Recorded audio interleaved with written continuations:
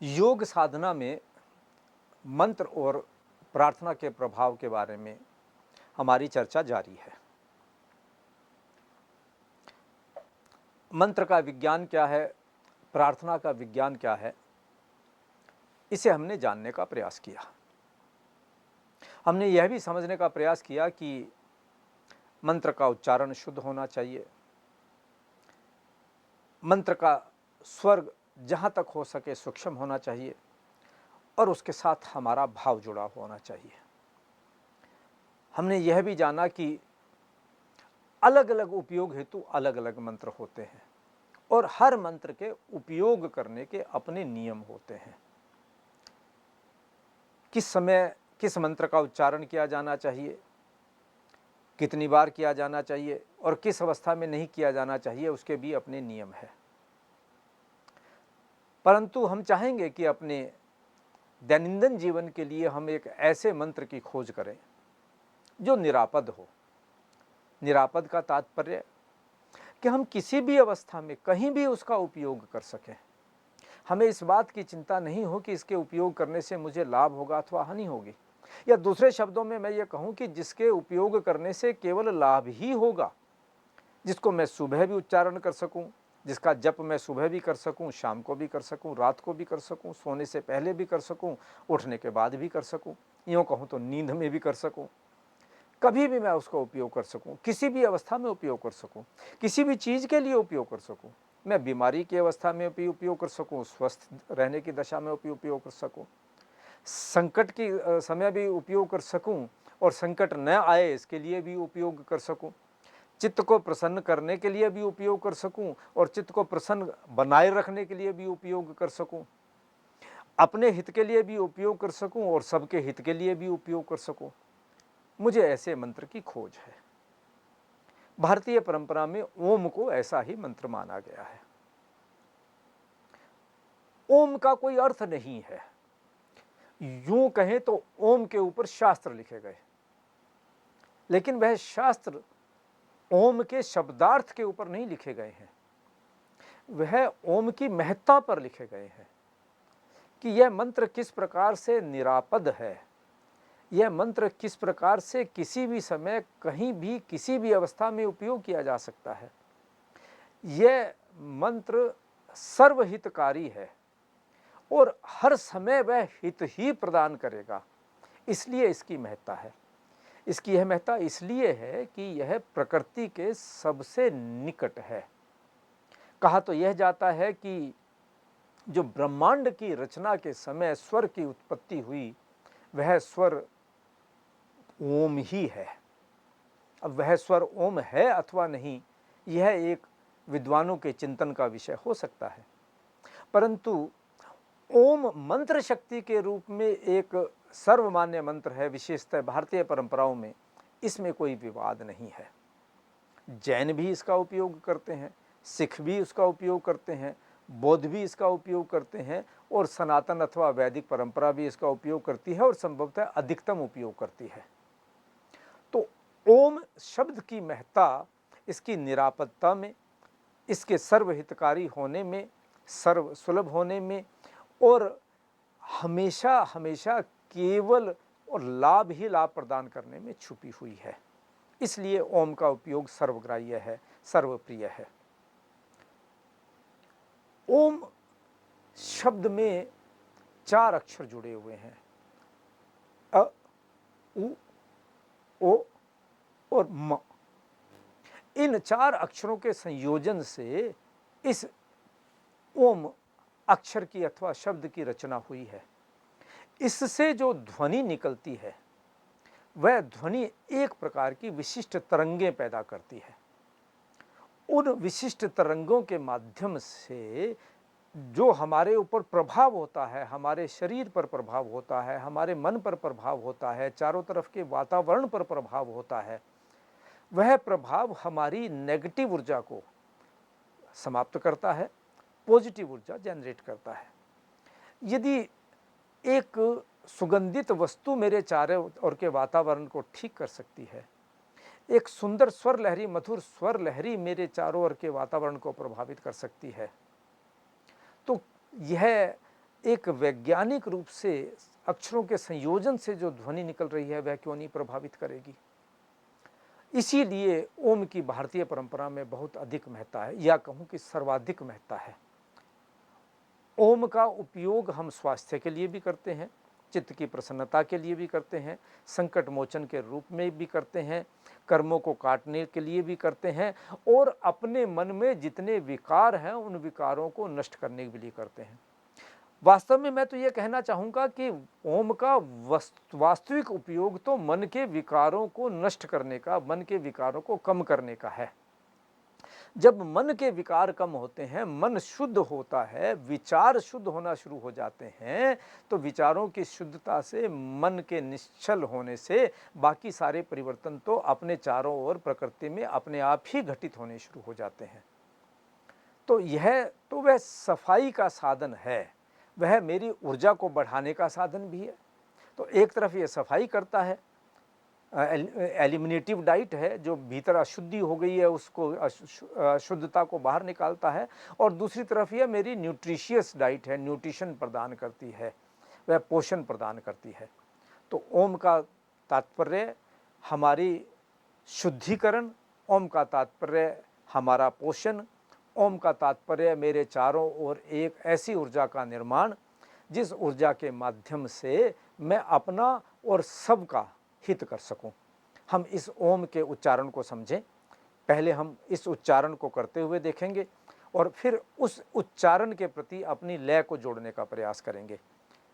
हमें नाभि से ओम को शुरू करना है और इसे हमें अपने सिर की चोटी तक लेकर जाना है।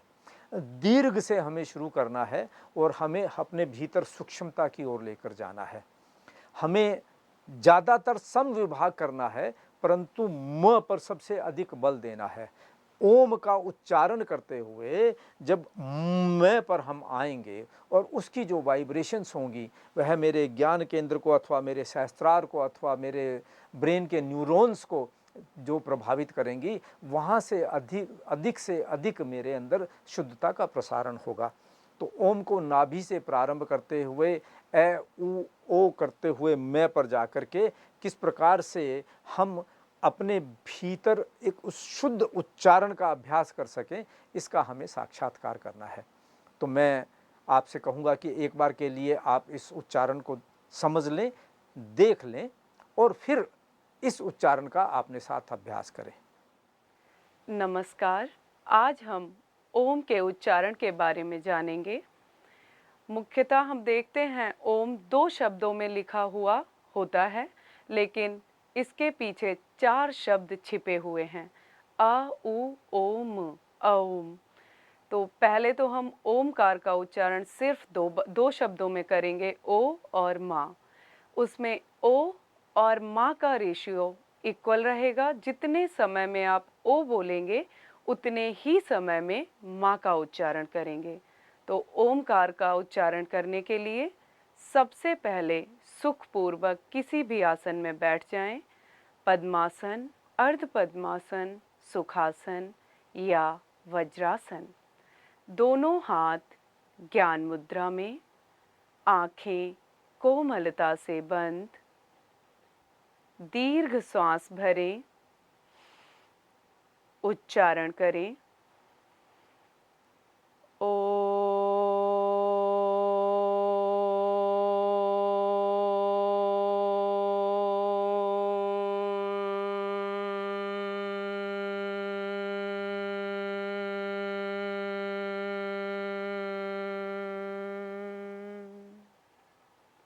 पुनः श्वास भरें, उच्चारण करें ओ।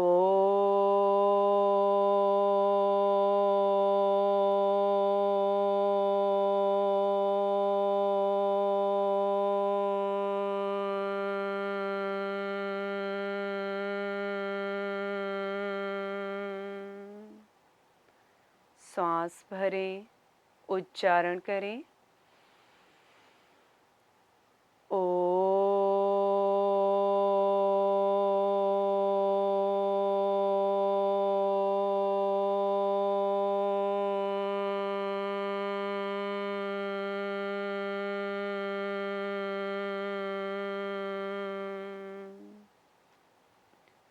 शांत।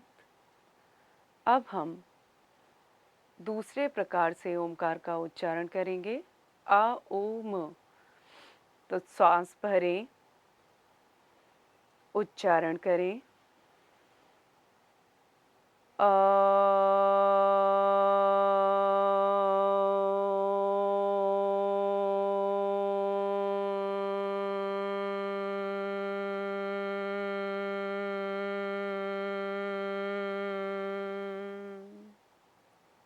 पुनः सांस भरें, उच्चारण करें।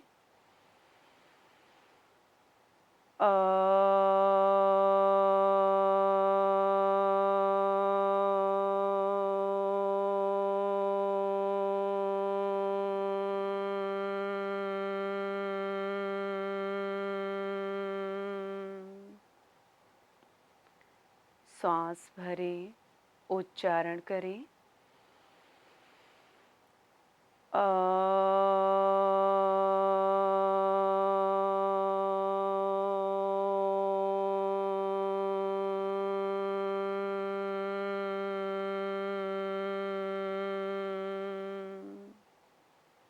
शांत।